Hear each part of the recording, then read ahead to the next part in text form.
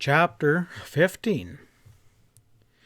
Pat and Ezra were the first ones to reach the fallen deputy's side. They picked him up and looked him over while the others gathered about in silence. The man was in no serious danger, but Connor had put him out of operation effectively enough. There was a ragged tear in his bicep where the bullet had struck him and he was weak with shock. Pat crudely bandaged the wound, and Charlie Bain had instructed to accompany the deputy back to the Anvil Ranch house, and they set off side by side. Sheriff Hardwick was already on his way up the ridge, and the rest hurried up to catch. Pat pulled in alongside the grim-faced lawman. "I trust you're not forgetting what I had to say about Hanlon, Sheriff," he began quietly. Dane favored him with a level stare. "Why should I?" "I just want to point out that Chad seems to have taken it seriously enough, whether you do or not," Pat responded. Hardwick swept a glance around the group. Hanlon was no longer among them. At some time during the excitement, he had disappeared silently. The sheriff scowled. "I ain't forgetting a thing, Stevens," he declared flatly. "It don't look good for Hanlon sneaking off like this, but there'll be time enough to see about him right now. I'm looking into this shooting that was pulled off under my nose." No more was said as they climbed the ridge. It was Ezra, that expert tracker, who found a faint game trail which speeded their ascent. The ground lay open under the pines that were crowding the ridge, and they spread out up there, riding forward. Pat quickly spotted first the saddled horse standing with bridle down, and the ominous object lying hurtled near at hand. His call brought the others hurried. They gathered about and gazed down in a tense-looking curiosity, while Hardwick laboriously knelt beside the motionless body. He rolled it over. All eyes sought the placid, sightless face. "Why, that's Ike Mosher!" exclaimed Ash Solomon harshly. Pat recognized the H.M. foreman, who had accompanied Marion McLennan one day on a visit to the Anvil. The man had been shot through the temple and had died instantly. "What's behind this?" Ollie Whitten burst out, mystification strong in his voice. "Mosher didn't have a mean bone in his body. I don't get it." They knew what he was thinking. Pat's own expression was blank as he stared at the dead man, and for a moment the stark tragedy of it, flying in the face of all probability, left him wordless. "Well, there it is. Ain't no question about Connor's guilt," Dane Hardwick ground out doggedly. He got to his feet. "I'm calling on the rest you here now to help ride the man down. It's got to be done. He can't get away with his cold-blooded murder." Grim silence greeted his announcement. Not a present man would openly refuse service under the circumstances. If there were those who entertained reservations concerning the certainty of Chip Connor's guilt, they said nothing. Hardwick raked the expressionless face with a questioning glance, well aware that a number of these men were friends of the fugitive. He appeared satisfied with what he saw. "Ain't gonna be no fooling about this. We'll grab 'em quick, shoot if you have to. I'm saying it because I don't want no more innocent men laying dead." The lawyer and George Michaels, the El Castro record clerk, were named to carry Mosher's body back to town. Neither was a range man, and they could scarcely be expected to make themselves useful in the present emergency. The rest gathered in tightened cinches and looked to their guns, making a show of getting ready to ride. "I'm deputizing y'all," Hardwick announced, mounting. "We'll land Connor in jail tonight, or we'll know why. There ain't a second to be wasted." He tossed Pat a pair of handcuffs as they started away. "Keep 'em handy, Stevens, and use 'em if you get the chance. I got me another pair. Connor is slippery and dangerous, and I'm calling on you to watch him real close if you catch him." Pat nodded and stuffed the clinking handcuffs into a handy pocket. "If I get him, Sheriff, I'll see that Connor don't make any false moves," he returned cynically. They rode down to a point where Chip was last seen, and for a little way Connor's trail through the pines was plain. His horse's hooves had gouged up and scattered the matted needles, and broken branches showed in a tangled brush. Then, after that first moment of panic flight, Chip had got his head again. The posse scattered out, searching for the faint signs of his more cautious advance. A wizard at tracking when he was choosing to, Ezra was the man to unravel this puzzling trail with ease and dispatch. The lanky redhead had his own stubborn opinion of Connor's guilt or innocence, however, and while he said nothing, his secret resolve to be of no assistance was plain to his friends in the awkward manner in which he floundered about, now deliberately misreading signs where there none existed, trampling out those which did, and generally getting in everyone's way, including his own. Pat saw that Hardwick would get no help from the one man who was thoroughly equipped to aid him in Connor's speedy capture, and he nodded to himself with satisfaction. Ezra's no fool, he thought. He savies. He don't believe Chip Downdyke Mosher any more than I do. There was an element of mystery about this whole affair, nevertheless, which made Pat more than ever anxious to reach Connor before the law could lay hold upon him. Where Connor had been keeping himself since the preceding afternoon, what the slain H.M. foreman had been doing over there on the Anvil Range today, what had actually happened during that blazing, fatal moment there atop the ridge, were questions he could not answer. But Pat was convinced that a logical explanation existed, and he was determined to get at it while time, fast running out for the luckless puncher, yet existed in which to do something about it. His first move, once safely beyond observation by Sheriff Hardwick, was to climb the ridge to a point from which he could view his surroundings. And from the crest, a quick glance told him that since the rest of the range lay open and unprotected, Connor must have ascended this ridge again at a lower point, dropping across the canyon beyond and gaining to the further ridge a heavily wooden spine, and from there the fugitive might easily gain the comparative safety of the Gormalo Range. To the west, a tangled maze of ridges and canyons climbed the rising shoulders of the mountains. A few miles beyond towered the rocky peak itself, and almost its shadow, fringing the San Pedro bottoms, lay 100 square miles of scattered rim rock and cactus-fanged gorges never thoroughly explored by man. There, deer, wolves, cougars held sway, and grouse and squirrels and rabbits offered sufficient food for a desperate man. Once in that tangled mess of hills, Chip Connor would never be overhauled if he chose otherwise. Gazing that way, Pat hesitated briefly. He thought he knew Connor's state of mind. Convinced that he was outlawed, or about to be, Chip would be on the run, intending on making a clean escape.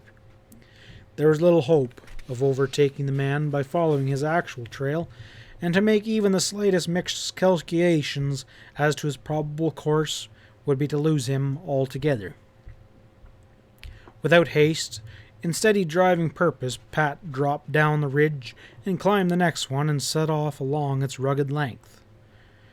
There was a rocky gap, a half-mile away, leading up to the heights, and he set his sights for that.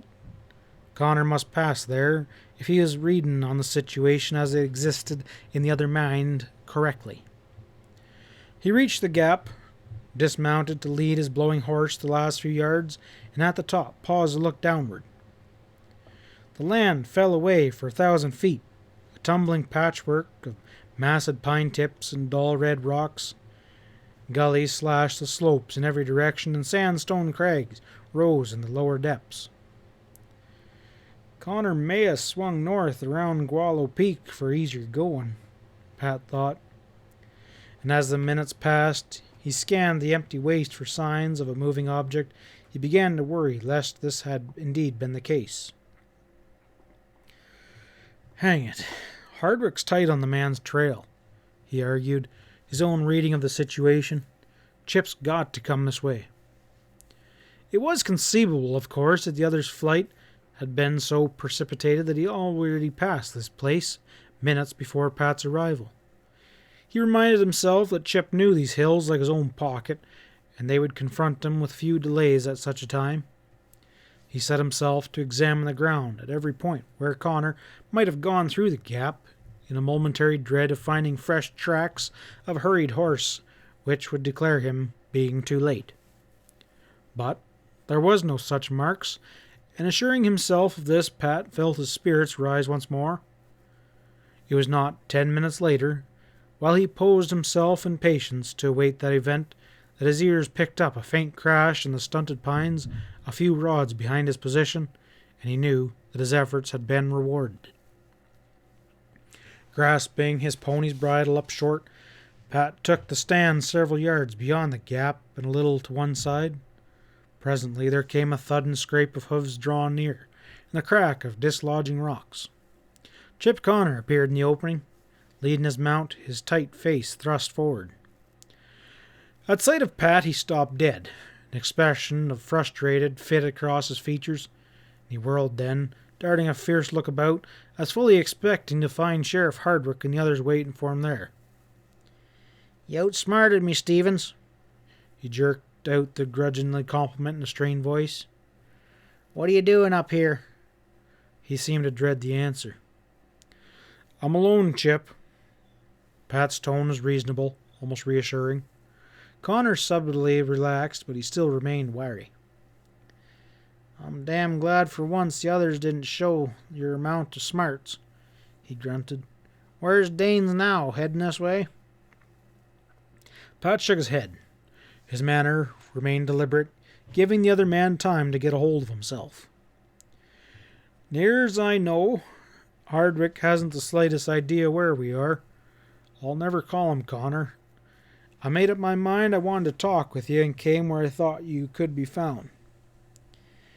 "Nothing to talk about," Chip muttered shortly. "I want to be on my way, Stevens, and you're holding me up."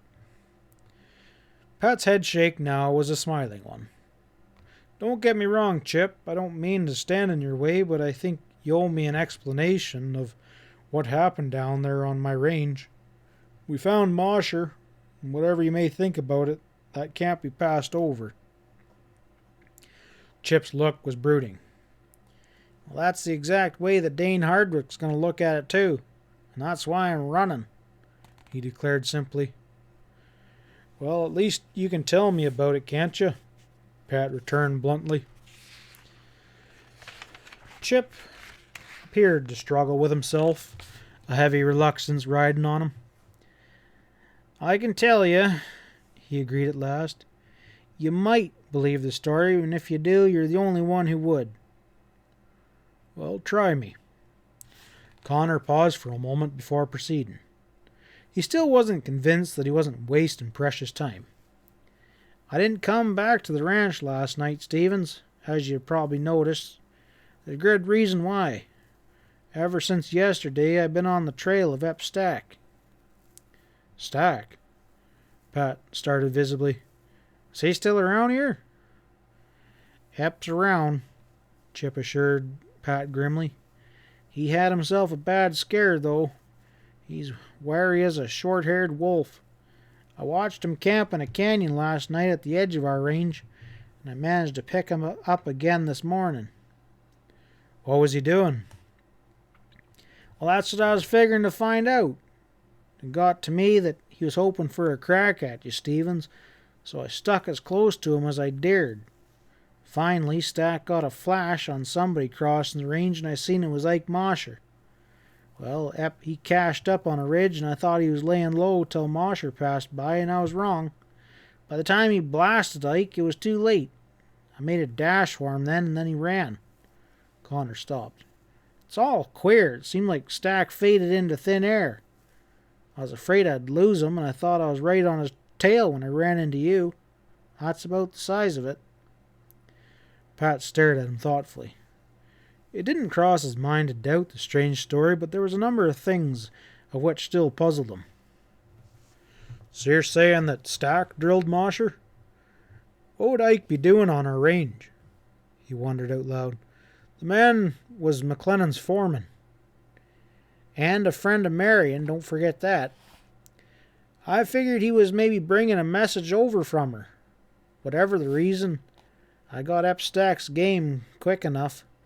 He knew how hard it would be for us to explain away a dead H.M. foreman on our land, and Chad Hanlon himself could have figured it out any better.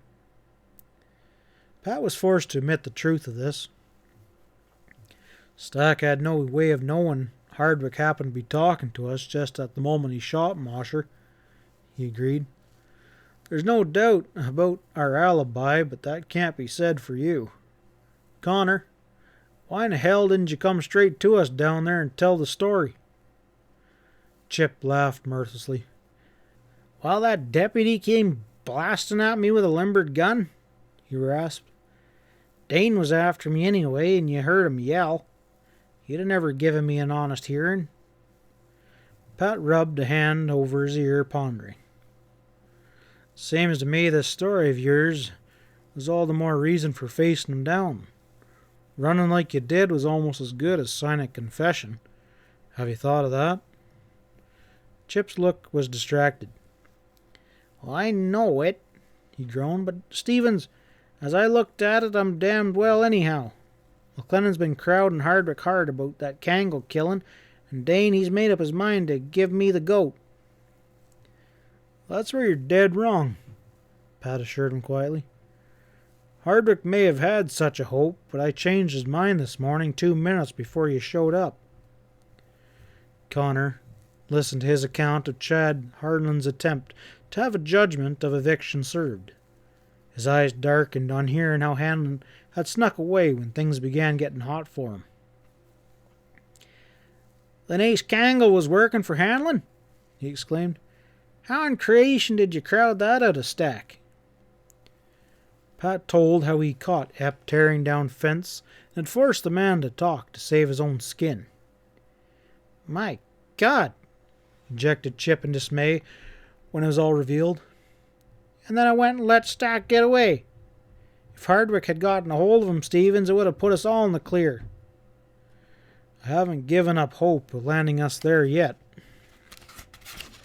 Pat told him coolly, a lot depends on what you do from here on out. But I ain't got no choice. Connor's voice was strained. Stack did his job and got away clean. I'm willing to bet he's miles away by now, increasing the distance with every jump of his horse. As matters stand, I'm on the run, faced with a murder rap. I gotta admit, it does look bad, Pat admitted. But I believe what you say really happened, Chip, and I'm confident the story can be proved. But the other could see no reason for such thorough optimism. How? He demanded shortly. Well, Stack could be picked up, Pat pointed out. He told Chip about Ezra's ability as a tracker. If we turn Ezra loose on Ep's trail, he'll have him in custody inside of 24 hours. Hope sprang alive in Connor's eyes. Really? You think that, Stevens? I'll stay out of sight till the man's taken and it'll all be over. No. Pat surprised him by saying firmly, that won't do it all. There's the HM to be considered, Connor, and you're not forgetting Marion. You didn't kill Ike Mosher, but you're a witness. We'll have to use your story as an entering wedge against Stack and Hanlon. There was sense in the words, but Chip promptly went balky. Too stiff a scare had been thrown into him today for him to get over this easily. I ain't going back. No telling what those birds will do before they get a chance to get the straight of things. Why should I take that chance? Only Hanlon and Stack have been nabbed. I'll tell my story in court, and that'll be soon enough. No use being unreasonable about this, Pat pretended to argue mildly. You've got my word for it that things will go all right. You'll have to trust my judgment, Chip. All the while, he was moving closer to the other, his manner one of easy supplication. But Connor's suspicion of danger had by no means left him entirely, and he started to draw away occasionally. Nothing doing, he declared flatly. Sorry, Stevens, but I told you how far I'd go, and that's final. He was mounting his horse as he finished, a lean hand on the pommel. With a single swift stride, Pat closed the distance between them. He had drawn the sheriff's handcuffs from his pocket. As he moved forward, and with lightning gesture, he snapped one of the handcuffs on Connor's exposed wrist. "Sorry, too bad, Chip," he murmured, as the other wheeled to face him in outraged protest. "I can't let you make a fool of yourself. No matter how you happen to look at things, if you're bound to be stubborn, this is the only way." Chip gave him a glare of contempt, opened his lips to speak, and then sealed them again in a bitter line without uttering a word. End of chapter 15.